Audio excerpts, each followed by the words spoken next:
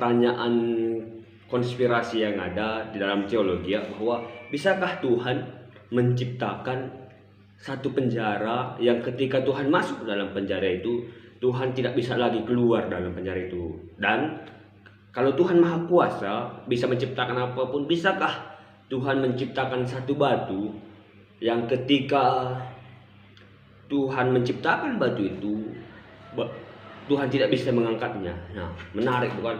Nah, kalau baik, kita kan menjawab seperti ini. Mari kita memiliki runtun berpikir seperti ini. Nah, andai Tuhan menciptakan satu batu yang besar atau penjara tadi, dan Tuhan sendiri tidak bisa mengangkatnya, berarti artinya Tuhan tidak maha kuasa. Bisa saja seperti itu. Karena kenapa? Karena Tuhan tidak bisa mengangkatnya. Nah, yang kedua, bahwa yang harus kita tahu bahwa kita harus kembali ke kodratinya Tuhan. Nah, bagaimana Tuhan tidak akan pernah melakukan hal-hal yang menyalahi ketuhanannya. Di dalam kehidupan, di dalam ketuhanan sendiri, Tuhan punya peraturan-peraturan seperti yang harus dilakukan. Artinya siapa yang membuat peraturan? Ya, dirinya sendiri. Artinya seperti ini. Sebagai contoh, Tuhan tidak bisa untuk ingkar janji. Itulah peraturan Tuhan. Itulah hal yang Tuhan tidak mungkin lakukan, yaitu mengingkari janjinya. Nah, bagaimana dengan ini? Menarik bukan? Ya, kita kan kembali ke definisi ketuhanan tadi, ke adi kodratinya, bahwa Tuhan tidak akan pernah melakukan hal-hal yang tidak berguna, seperti itulah kira-kira ya.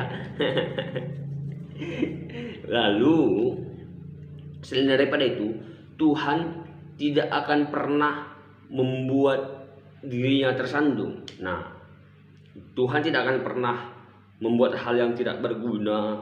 Juga Tuhan tidak akan pernah membuat dirinya tersandung sendiri. Juga Tuhan tidak akan mungkin membuat hal-hal yang di luar rencana Tuhan dalam kebaikan manusia. Nah, andai Tuhan melakukannya, nah, lalu bagaimana kemahakuasaan Tuhan? Lah, kembali ke seperti ini.